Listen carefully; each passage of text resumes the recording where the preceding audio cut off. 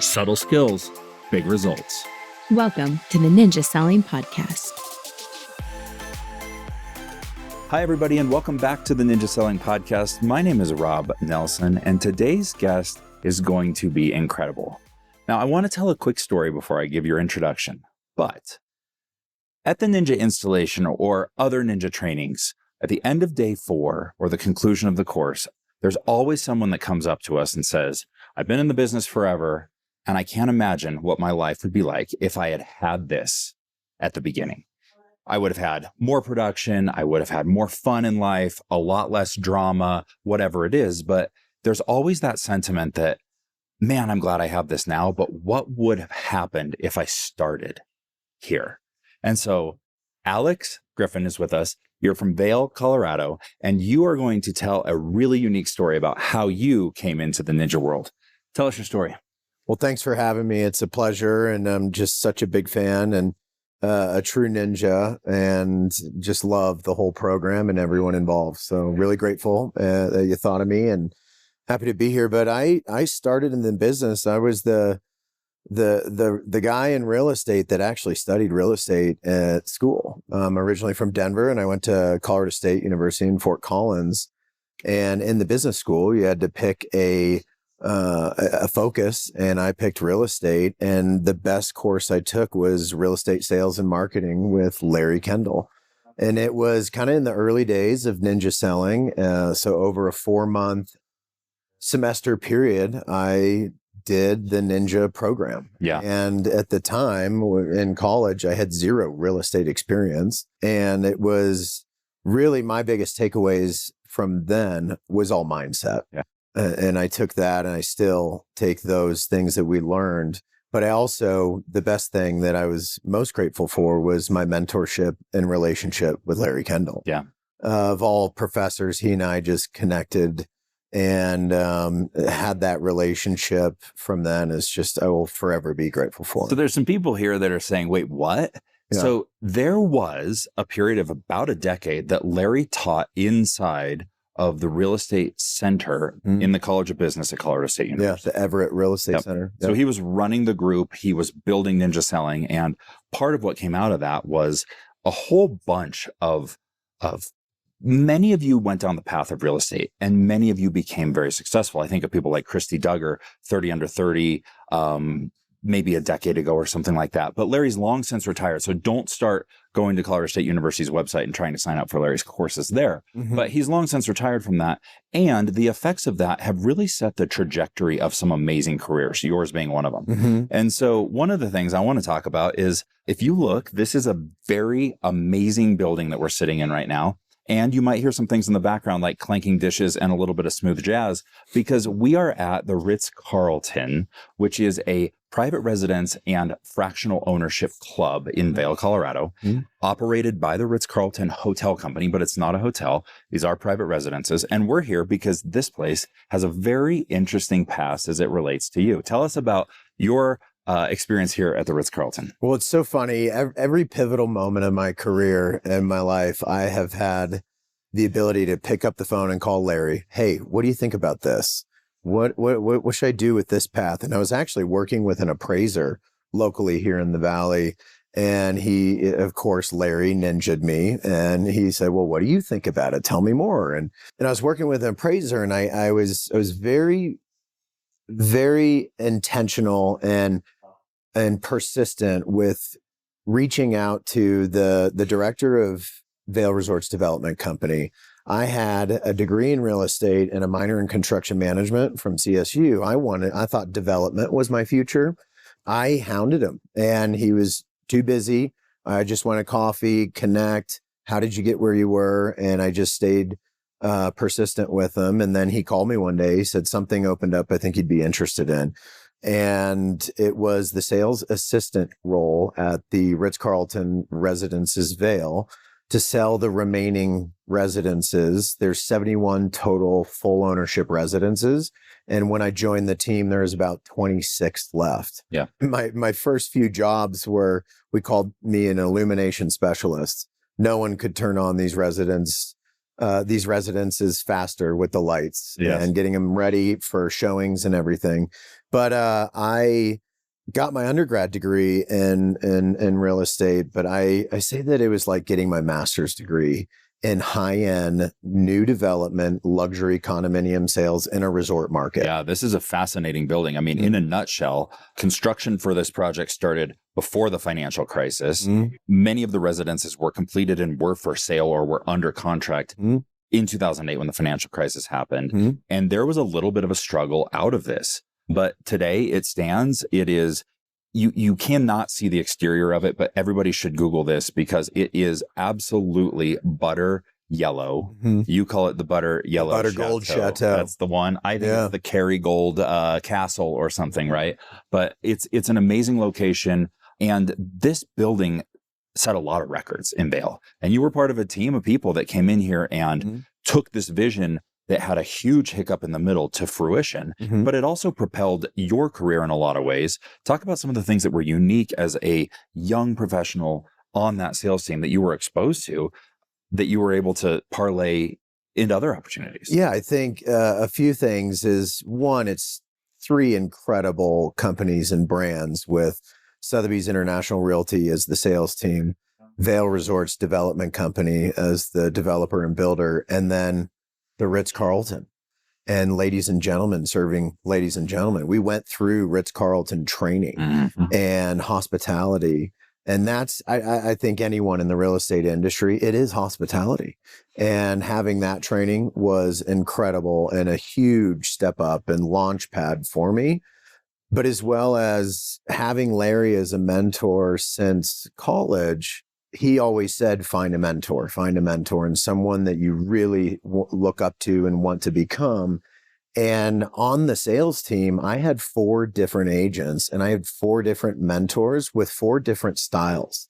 And inside this building, but also outside this building, they had 4 different type of market specialties that I was watching, learning, and growing from. And that's one of the biggest things that I'm so grateful to have, and applying a lot of their styles and strategies to finding my way and what's my value proposition as an agent and how can I serve the customer to the highest level. So started off in new construction sales and you extended that opportunity by partnering with one of those agents, or did you go on your own immediately? Well, you take the proverbial leap of faith without a parachute when you go off a salaried paid sales assistant role into an agent.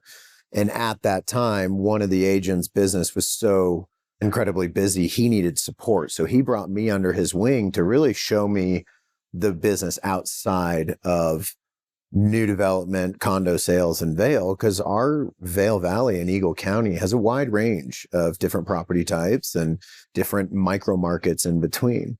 So he was Matt Blake, and he is hands down the guy that showed me all the intricacies and nuances of what it takes to be successful in this business and really excel. And he's still in my head when I have certain transactions or certain things of how he would articulate the best solution or strategy or contract style, and is such an incredible person. Yeah. Grateful to have him. And you then decided to do the one thing that a lot of successful agents do that either makes or breaks their satisfaction with this. So you have 300 million or something in total closed volume under your belt, and you decide to become a manager. Tell us a little bit about that. Well, that was a total curveball because, Matt, what was so great about Matt is he helped elevate me, help me grow my book, grow my business to a point where we were too busy for each other, and he needed a full-time year-round support person at that time. So I spread my wings and went independent agent, and it was the best thing for me, right? Every hour you spend on supporting someone else's business is an hour you could put into yours. Then the pandemic with the Zoom boomers and the crazy market that happened in 2020 and 2021 were a lot of our best years. And in May of 21, Sotheby's approached me to be the managing broker. And I was almost like imposter syndrome. Like, me? I'm not young enough. That is 30 plus years of experience. I don't have that kind of legal experience, management, and I was shocked, floored. But what an incredible opportunity. And I had all the people on my advisory board that I call that I really lean on. And what do you think about this? And guess who I called? Larry Kendall. There you go. Larry Kendall, what do you think about this? And he said, well, what do you think? What's your intuition saying? All of that. But he guided me into what an incredible opportunity to learn and grow. And I think what Larry loves so much and in his story is being there for others, showing up for them when they need you, believing in people when they may not believe in themselves, and it's really just serving the agents. And that was an incredible experience. Also working with an amazing company and going through the leadership side of Ninja and having the leadership coaching training with Ninja was Your brokerage so did a lot of stuff. Yes. You know, Peter Parneg did multiple sessions with all the managers within the Majestic Realty franchise and the collective, Majestic Realty Collective. And that was amazing. And so the progression of really, I did Ninja in college, but that was the Nino. Yes. I was a Ninja in name only. Yes. That's one of my new favorite acronyms. Because I didn't know what I didn't know. Right. And then I learned all that, and then going back and taking another installation and then going through leadership. It's just, you can never take or retake too much or too many courses. The content applies so differently on your roles too, right? I mean, what's really relevant to you at this point as a brand new agent, just trying to flap those wings as hard as you can.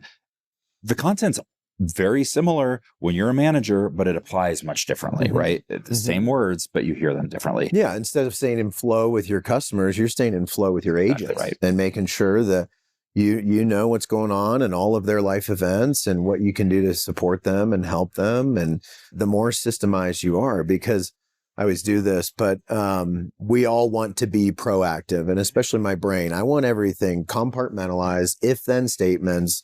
I got my schedule planned accordingly. But what does this business end up becoming? Very reactive. It does. But there's a difference between proactive and reactive of being on accident as opposed to on purpose. Where's the blend? Where's the middle? So the more you strive with systems and processes, the better set up for success you are when that reactive lead comes in and you're able to convert it into a sale quickly. 100%. So new construction into sales, into management. Now you're back into sales. Let's talk a little bit about your market, because oftentimes people look at Ninja and say, that's an amazing system for somebody who's in a normal marketplace, right? And Vail, Colorado is anything but. We are high up in the Rockies. The economy here is almost exclusively driven by tourism and the things associated with that. And for all intents and purposes, this is a resort market with 50,000 people. That's all that this is.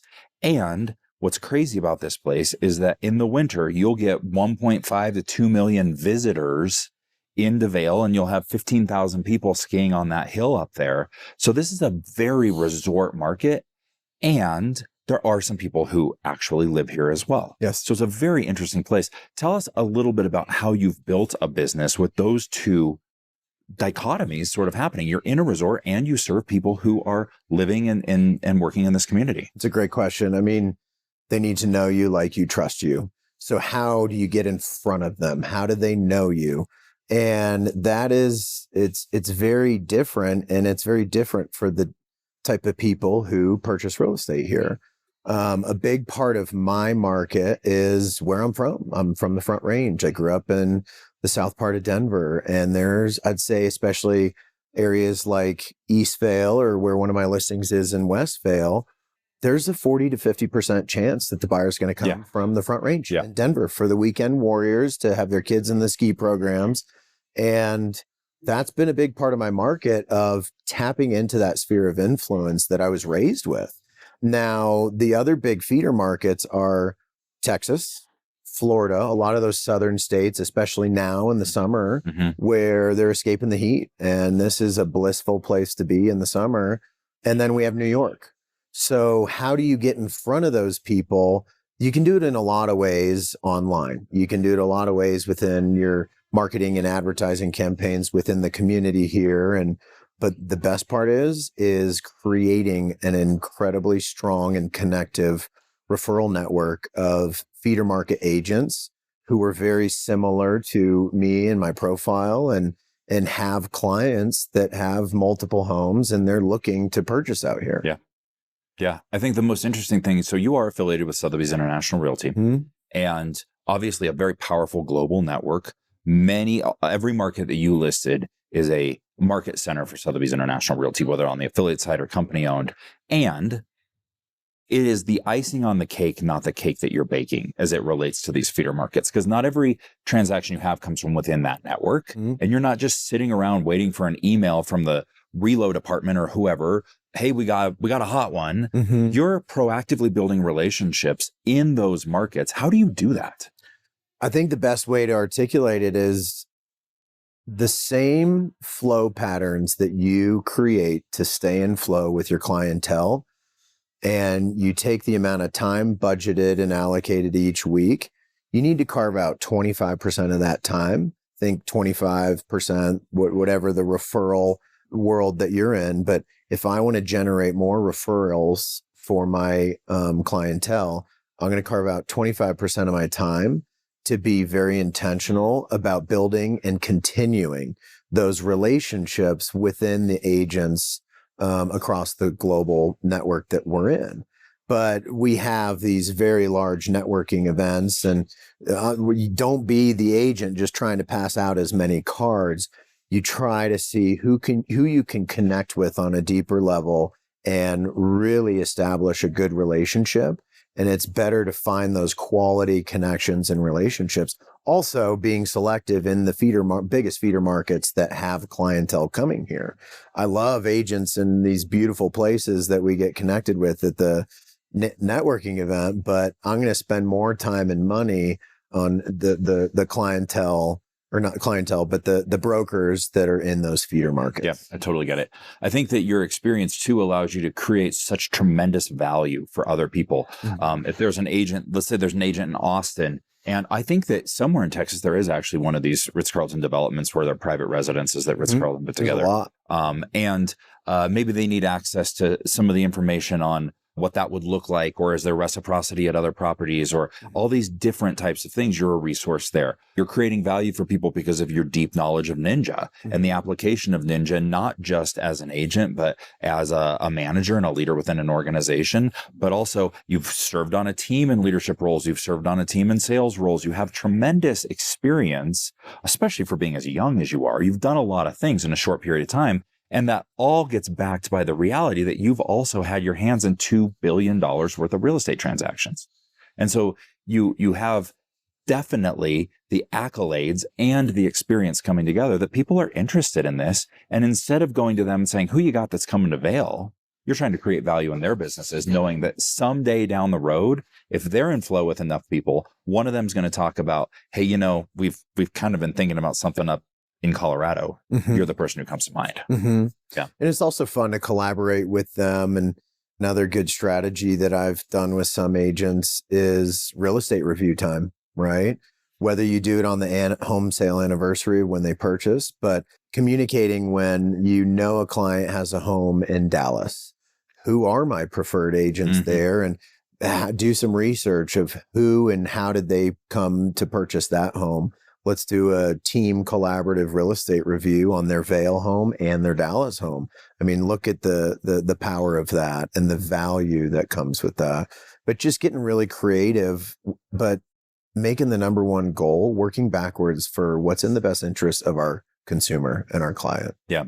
I want to talk about the evolving world of luxury here as well. I mean, if you were to talk about a property that is likely to be a second residence in the Vail Valley that is lifestyle centric. So the lifestyle here is skiing in the winter, bicycling, maybe some fishing in the summer, maybe a little bit of golf. But let's be real, your proximity to the slopes is a huge driver in value. That is the location of most of this here.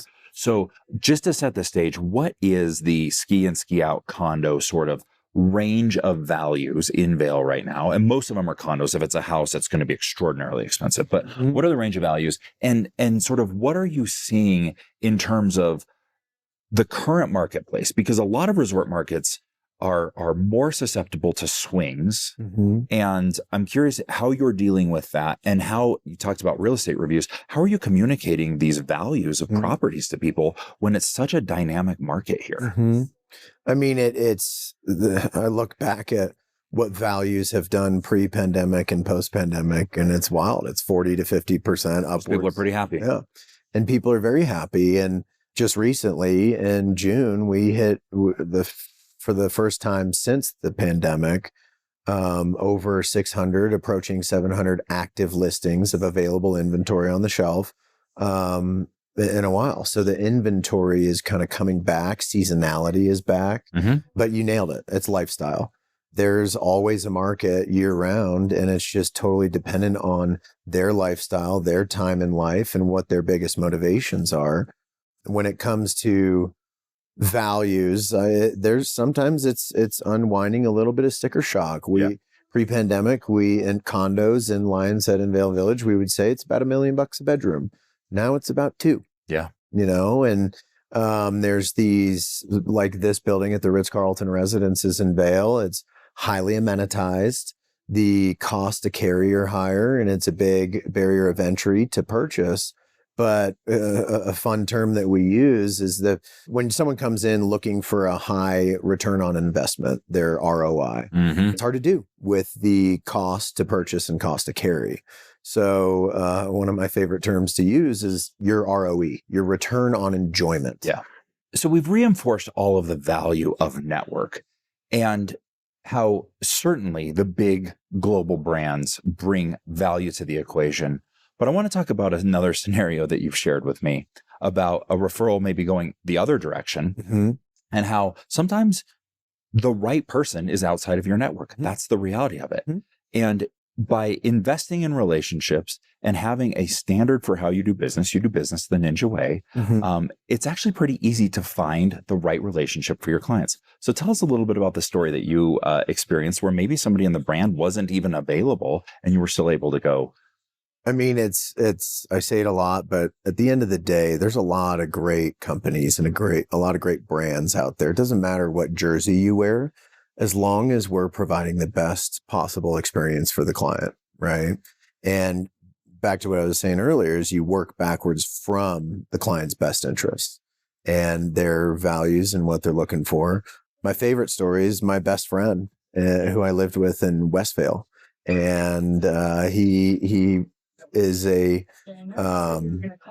is now a primary care physician in Fort Collins, and he had been looking for a while in Fort Collins, and he was working with his father as an agent, and his father's a great agent, and of course had his best interests as his number one priority. And his father was from a different market and not as geographically competent on the Fort Collins market. And especially in the Vail Valley, we really harp on geographical competency because there's so many subtleties and nuances. And I know that. And there's also markets within markets, and the rate at which information travels in these markets, you need a pro who is highly focused in those areas.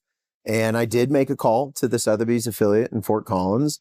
And then who do I call? Larry Kendall. Yeah. And Larry Kendall connected me with an incredible agent. He connected me with Kyle Basnar, and I called Kyle. And in the first 30 seconds, I knew he was the perfect agent. Yeah. He was hyper focused on the micro market that they were looking in. And he had actually, when we traced it back to my buddy, is he had met them multiple times at multiple different open houses because that was the neighborhood and market that they were looking. Yeah. And it was kind of hard to help articulate the value of why he should work with an agent in the market and let go of the familial connection for all the right reasons. And we connected him with them, and within the first 2 weeks, they got more opportunities via office exclusives and listings connected through the group than they had in the last 2 years. Yeah. and they had an opportunity to go after a home as the first people in, and they tied it up and got it under contract. And once it went into the process, there were multiple other clients and agents, even within the group, that were bummed because they didn't know about it ahead of time, because that's just this business, especially the best properties. Yes. And they could not be more excited. And there was a referral connection, Of course, there was. with the family, and they were able to do it in the best way possible. And that was a big aha moment of, it really matters who you work with. And when you're connecting the client to the right agent, it doesn't matter what jersey they wear. What matters most is that they're the right agent for the right people. Service. So it was a really, really cool story. And Kyle and I are good buddies from it. And shout out to Kyle Basner. He's awesome. And he said it was one of the biggest success stories of his year. I love it too. So. I love it. And that is it right there, is these personal relationships are exactly how you build an arsenal of people who are out there thinking of you as the source of real estate knowledge in the Vail Valley, is that you create value for them, they create value for you. And that was my goal today, is to talk about how you've done an extraordinary job of finding out about all the different pathways in real estate. You've explored a lot of different things. You've been open to a lot of different things. It sounds like you're big on calling Larry and getting his ideas. And all Larry ever does is lead you to what your best ideas are. And it's given you this opportunity to have a remarkable business and a remarkable life in an incredible area where business just flows to you. Yes, it is great. And there's a lot of pinch me moments of, I can't believe I'm doing what I'm doing, where I'm doing it, and the lifestyle that we live here. We work hard. We really do. Of course you do. But it's when all of my favorite things that I'm most passionate about doing with my family are right in our backyard. Yeah. It's easy to have a good work-life balance all the time. Good for you. I love it. Well, thank you so much for sitting down and chatting with me. We're going to get kicked out of the Ritz-Carlton here in just a minute. So you've got an open house to go to. Yes. Know how much I appreciate your time today, and you got to go to work. So thanks, man. Awesome. Thanks for Alex, inviting me. So happy to be here.